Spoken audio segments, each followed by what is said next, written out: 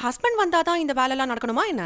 நிறைய customers especially ladies நம்ம கிட்ட ஆர்டர் பண்ணும்போது பொருள் நல்லா இருக்கே, நான் நிச்சயமா வாங்கிக்கிறேன், ஆனா கொஞ்சம் வெயிட் பண்ணுங்க, என் ஹஸ்பண்ட் ஈவினிங் வந்துருவாரு, வந்ததும் அவர் செல்லுல இருந்து ஜிபே போட்டு விட்டுறேன், என் கிட்ட போன் பே ஜிபே எதுவுமே கிடையாது அப்படின்னு சொல்றாங்க. இப்போ இருக்கிற கண்டிஷன்ல நம்ம வாங்குற திங்ஸ்ல பாதிக்கு மேல ஆன்லைன்ல தான் பர்ச்சேஸ் பண்றோம். ஜெப்டோ, அமேசான், ஸ்விக்கி, ஜொமேட்டோன்னு நிறைய பிளாட்ஃபார்ம்ஸ்ல ஆன்லைன்ல பே பண்ணி வாங்குற மாதிரி கண்டிஷன் இருக்கு. அது எல்லாத்துக்கும் பேசிக்கா ஜிபே, போன் பே இதெல்லாம் ஒரு அத்தியாவசியமா மாறிடுச்சு. இப்படி இருக்கிறப்ப ஹஸ்பண்ட் வந்து பே பண்ணாதான் வாங்கவே முடியும் அப்படிங்கிற கண்ட்ரோல் எந்த விதத்துல நியாயமா இருக்கும் அண்ட் எந்த விதத்துல அது பிராக்டிகலா ஒர்க் அவுட் ஆகும் அப்படிங்கிறது எனக்கு சுத்தமா புரியல. இந்த வீடியோவை பாக்குற ஹஸ்பண்ட்ஸ், அப்பா, அண்ணான்னு யாரா இருந்தாலும் சரி, உங்க வீட்ல இருக்கிற லேடிஸ், சிஸ்டர், வைஃப், அம்மான்னு எல்லாருக்குமே உங்களுக்கு இருக்கிற மாதிரியே ஃப்ரீயா மணிக்கான டிஜிட்டல் ஆக்சஸ் இருக்கிற மாதிரி பாத்துக்கோங்க. அதே சமயத்துல மொத்த கண்ட்ரோலும் லேடிஸ் கையில கொடுத்துருங்கன்னு நான் சொல்லல, அதுவுமே தப்பு தான். ரெண்டு பேருக்குமே மணிக்கான ஆக்சஸ் வேணும், டிஜிட்டலி பிசிக்கலி ரெண்டுமே, அண்ட் ரெண்டு பேருக்குமே மணிக்கான கண்ட்ரோலும் வேணும். அவங்க அவங்களுக்கு வேண்டியதை அவங்க வாங்கிக்கிற அளவுக்கு. இப்போ நீங்க பாத்துட்டு இருக்கிறது நம்ம பீகாக் பிளாசாவோட லேட்டஸ்டான ரிட்டர்ன் கிஃப்ட் ஸ்டாக்ஸ் தான்.